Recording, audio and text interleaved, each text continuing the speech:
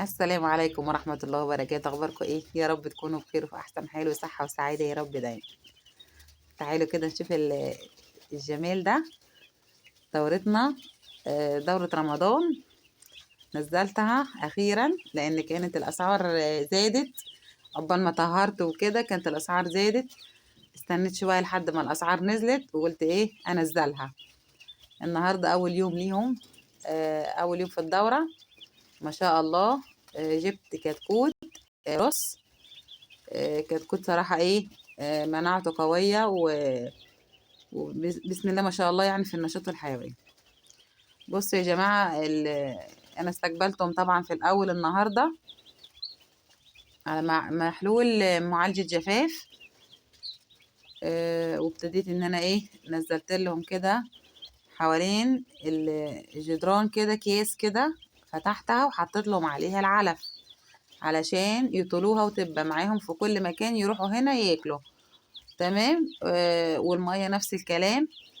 حطيت لهم كذا ايه، سجاية.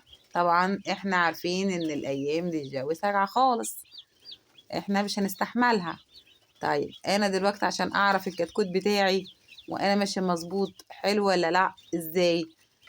الانتشار اللي انتوا شايفينه يا جماعة ده، شايفين الدورة؟ الله اكبر. شايفين الانتشار؟ الله اكبر. كل كتكوت كده في مكان، مفيش حاجة متجمعة، يبقى انا كده ماشية مظبوط. اول ما بنزل اكون جابليها كده بساعتين 3 ادفي المكان، انزل الدفايات اشغلها وابتدي ادفي المكان حوالي جابليها بساعتين 3 علشان بس النشارة تكون دافية اول ما يوصلوا. وابتدي انزل ايه المحلول بتاعهم في المية، وانزل العلف زي ما قلت لكم. العلف كده بحطه، انا حاطه علافات على فكرة، حاطه علافات وحاطه اكياس وعليها ايه علف علشان يطولوا زي ما قلت لكم كده في كل مكان، يبقى معاهم ايه الاكل قدامهم الاكل. درجة الحرارة بنستقبل على ايه 33 درجة، ما تقلش عن 33 درجة، يعني 34 33 34 كده، ما تقلش عن كده. انتوا عارفين برضو الجو يسجع بالليل. انا اضطريت ان انا اعمل ايه عشان اجمع بس الحرارة وابقى برضو محافظة على التهوية، ما ينفعش اكتم. عملت ايه يا جماعة؟ بصوا، انا حاطة هنا كده زي ملاية. تمام. وهنا كده يعني ايه جفللهم كده من فوق، بس برضه في نفس الوقت فاتحة هنا، يعني انا مش جافلة المكان كله، وملايات خفيفة. الملاية بتبقى ايه خفيفة، يعني انا محافظة على على المكان برضه على درجة الحرارة بايه، ان انا برضه يعني حجبة الهواء، نسبة الهواء اللي هي ممكن تمنع عنهم ايه درجة الحرارة تعلى، وفي نفس الوقت عاملة لهم تهوية في نفس الوقت، يعني فاتحة كده مكان وعاملة ايه تهوية، يعني يا دوبك انا بس نص المكان اللي انا محضنة فيه هو بس اللي عاملة له ايه عازل. ما ينفعش ان انا اسيبهم في الاوضه لان الاوضه واسعه، ما ينفعش اسيب كده ومش هيبقى ايه الحراره عندي مش هتتجمع. والتدفئه يعني لازم تتجمع بايه، شايفين الحيويه ما شاء الله الله اكبر.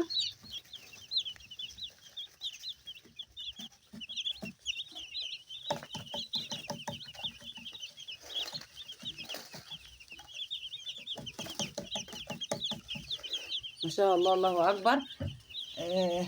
احنا قلنا التدفئه تتجمع، لازم اجمع درجه الحراره بكذا دفايه مش دفايه واحده. لو انا عندي العدد كبير زي كده، العدد عندي انا ما شاء الله كبير، مجمعة بكذا دفاية، يعني أنا منزلة دفاية 2 برضو 3 هناك اها، واحدة كبيرة. وبالليل انتوا عارفين الجو بيسجع في فترة الفجر، على وش الفجر كده بيبتدي الجو يسجع خالص. بعمل ايه؟ بنزل دفاية تاني. لازم أول 3 أيام حفاظا على الكتكوت علشان بعد كده ناخد نتيجة كويسة وناخد لحم كويس. اول 3 ايام لازم اخد بالي منهم في التدفئه، وفي طالما دفيت الكتكوت كويس عندي هيديني لحم بعد كده كويس، اخر الدوره يديني لحم كويس. لازم كده ايه امشي خطوه بخطوه. زي ما انتم شايفين انا مش موسعه المكان كتير، ومع ان هو العدد كبير بس انا مش موسعه المكان. ليه؟ لان انا عايزاهم كده يبقوا مترصصين كده جنب بعض، يا دوبك حركه بسيطه بس يروحوا كده يلاقوا الاكل، يروحوا كده يلاقوا الميه. ما اكونش موسع المكان خالص وحاطه الاكل في حته والعلافات في حته والسجايات في حته، مش هينفع. زي ما انتوا شايفين كده الاكل يبقى قدامهم في كل مكان. اول 3 ايام ظبطت الدنيا في حكايه التدفئه والاكل معاهم، في كل ركن بيروحوها يلاقوا الاكل قدامهم. بصوا هتلاقوا بعد كده النتيجه ما شاء الله. وما تنسوش يا جماعه لازم يكون في عندي حته تهويه زي ما قلت لكم من اول يوم. ما ينفعش اقفل عليهم انا بالملايه كده ده كله كده، واقفل ايه الحته دي كلها كده، ما ينفعش. ما ينفعش اقفلها، لازم اكون سايبه تهويه، اكون لازم سايبه تهويه علشان الكتكوت. وكل مدى كده هتلاقوني مثلا ايه العدد كبر شويه افتح لهم برضو حته تهويه تاني. يعني ممكن اشيل الملايه دي كده من الوش، بعد كده لما يكبروا شويه تاني ابتدي اشيل الملايه اللي فوقيهم. كل مدى كده ابتدي ان انا ايه مش مره واحده، لا لازم يعني ايه يعني واحده واحده، يعني مش لازم ان انا هو مره واحده. وكده هتلاقوا الحرارة معاكم اتجمعت وما شاء الله ومفيش أي مشاكل عندنا.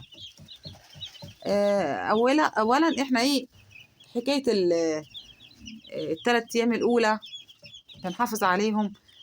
ليه؟ لأن إحنا لو استهونا بيهم هنيجي في الآخر الدورة مش هتعجبنا. هنلاقي وزن الكتاكيت أو الفراخ بمعنى أصح الفراخ هتبقى مش الوزن المطلوب أو الوزن اللي إحنا عايزينه. هتلاقوا فيه تفاوت في الأوزان، هتلاقوا فيه الأوزان عندكم فيه أوزان خفيفة، التفاوت بتاعنا مش هتلم حاجها أو مش هتجيب شجاها. يبقى احنا لازم ايه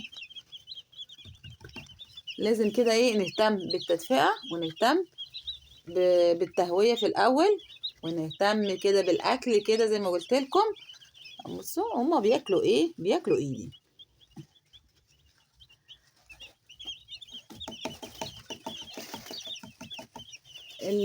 لازم نهتم بالكام خطوة اللي قلت لكم عليهم. هتلاقوا بعد كده في الآخر الدورة إن شاء الله هتعجبكم، وهتلاقوا بعد كده نتيجة ترضيكم. بصوا احنا يعني أنا استنيت كده لغاية ما السعر ينزل علشان سعر اللحم رخيص. نزل في البورصة ب65. إن شاء الله كده بإذن الله على رمضان هيوصل بإذن الله. هو مش هيعلى خالص لأن الوزير طلع وقال إيه احنا مش هنعلي سعر اللحم. بس يبقى احنا ايه هيوصل معانا ممكن اخر 75 في رمضان. ده من ارض المزرعة هيوصل. هي كان ممكن يبقى في المحلات 85 80، مش هيعلى عن كده زي كل سنة.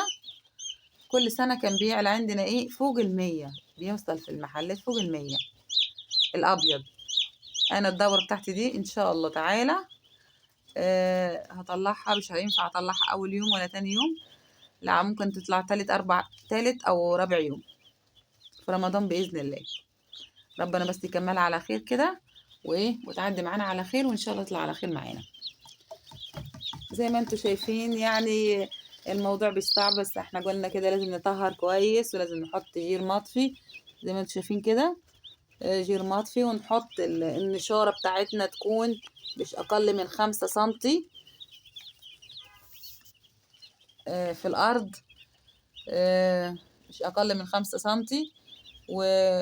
والتدفئة بتاعتنا قبل ما يوصل الكتاكيت عندنا بأربع 5 ساعات كده، أو بساعتين 3 قصدي، نكون احنا ايه دفينا المكان كويس. يجي الكتاكيت بتاعتنا نستلمها ننزلها، مش هيبقى فيه أي مشاكل عندكم. ونمشي مع بعض كده خطوة بخطوة. احنا نزلنا لهم النهاردة محلول الجفاف، إن شاء الله بكرة أو النهاردة بالليل، لأن أنا جايباهم مع الساعة ايه تقريبا كده الساعة 2. هنحط لهم محلول الجفاف لمدة، هنقول 3 4 ساعات، 5 ساعات ممكن، 5 ساعات. وبعد كده هنبتدي ننزل بقى ايه المضاد الحيوي بتاعنا والفيتامين اول 3 ايام، 3 ساعات و3 ساعات.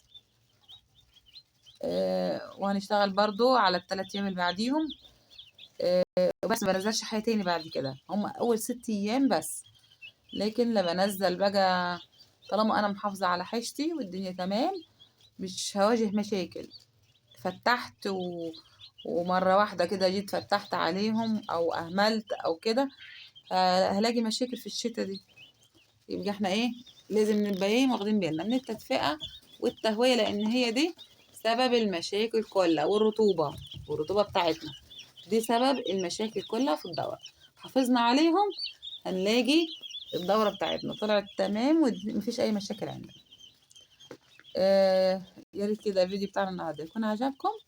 ما تنسوش لو انت اول مرة تدخل قناة ما تنسوش الاشتراك، وما تنسوش اللايك. ولو في اي استفسار اكتبوا لي في الكومنتات وانا هرد عليكم. اقول لكم كده ايه، السلام عليكم ورحمة الله وبركاته.